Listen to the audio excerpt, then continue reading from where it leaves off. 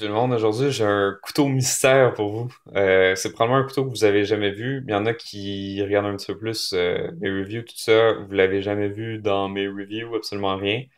Pourtant, ça fait un bout que je l'ai. C'est juste qu'il y a des raisons pourquoi je le montre pas dans mes reviews. C'est qu'il est tout le temps dans mon sac pour des expéditions. Euh, on va commencer par parler de qu'est-ce que c'est. C'est un Lion Steel. Dans le fond, c'est un M2. C'est pas plus long que ça, son nom. Ça, c'est le sheet qui vient avec. Super bon sheet. Il y a du velcro ici, sinon ça s'attache à travers le waistband. C'est vraiment, vraiment, vraiment très bien comme sheet. Ça ici, je croyais que c'était du cuir, mais non, c'est du genre de plastique qui ressemble à du cuir. Comme du caoutchouc qui ressemble à du cuir, c'est encore mieux. Ça snap super bien. Le sheet en dedans, il y a un petit truc de plastique, c'est vraiment bien. La seule chose, c'est que le couteau, je sais pas pourquoi, vous voyez la longueur ici, là, il se rend jusque-là. Le sheet était au moins ça de long. C'était complètement ridicule, je comprends pas pourquoi il était si long que ça, le sheet. Il y avait une petite affaire pour l'accrocher après la cuisse ici, mais il aurait fallu que je garde l'autre bout, là, c'était comme ça de long, là. Ça dépassait, c'était absolument inutile si tu veux rendre ça dans un emballage un peu plus compact, ça servait à rien. Bref, c'était pas trop compliqué. J'ai juste coupé avec ce propre couteau-là. Je suis arrivé, je me suis tanné une journée. Fou, je l'ai coupé.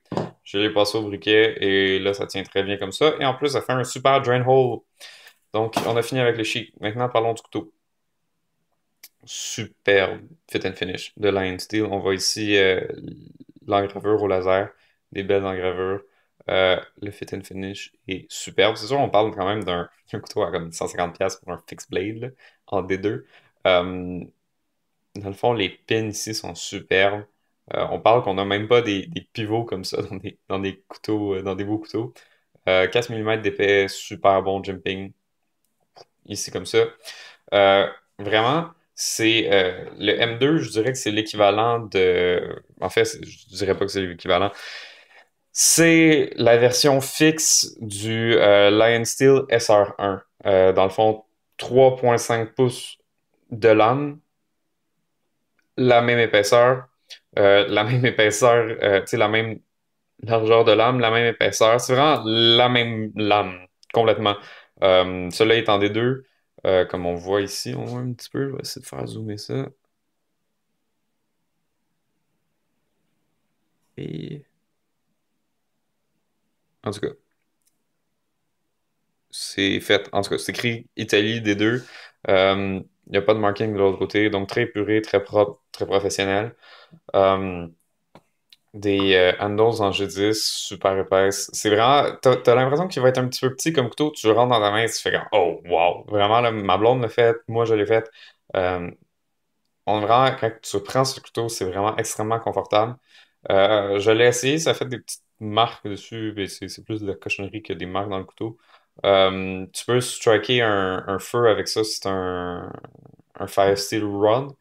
L'angle est à 90 degrés. Euh, à part ça, j'ai réalisé que c'est un vrai pain in the butt d'aiguiser du D2. C'est vrai, je vous l'avoue, c'est de la merde à aiguiser, mais à part ça, ça tient son edge pendant super longtemps. Il y a un petit recurve ici qui fait chier en plus, là, mais bon, ça s'arrange tout. Euh, donc, je ne vais pas faire une trop longue review de ça. Je vous le conseille vraiment. Il m'a suivi dans comme vraiment, vraiment beaucoup d'expéditions. C'est sûr, il faut faire attention parce qu'il n'est pas complètement stainless, mais d'un autre côté, faut pas capoter avec ça. Ça reste relativement stainless, là. Tu sais, c'est pas comme du 1095 pas, pas poli, là. C'est vraiment, ça va prendre quelques heures avant que tu commences à avoir l'impression qu'il faut que tu le laves, là. Euh, à part ça, vraiment pas grand-chose. Les liners sont vraiment étanches, fait qu'il faut pas s'inquiéter avec de l'eau qui va ici. C'est vraiment, vraiment, vraiment très bien comme couteau. Donc, je vous le conseille. Un review de moins de 5 minutes, c'est rare que ça arrive. Vraiment un beau belly, vraiment pas super bien pour le tactique, un peu trop court pour une utilité tactique et vraiment une mauvaise pénétration avec ça. Mais comme couteau de camping, ce que le monde sous-estime beaucoup, c'est que oui, tu coupes des branches, oui, tu coupes un petit peu de bois, oui, tu fais de la préparation de feu, mais ce que tu fais aussi, c'est tu mets du beurre de pinot sur tes toasts et ça, là, c'est le metteur de beurre de peanut par excellence.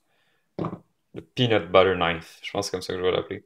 Donc, vraiment un bon couteau de camp. Je vous conseille.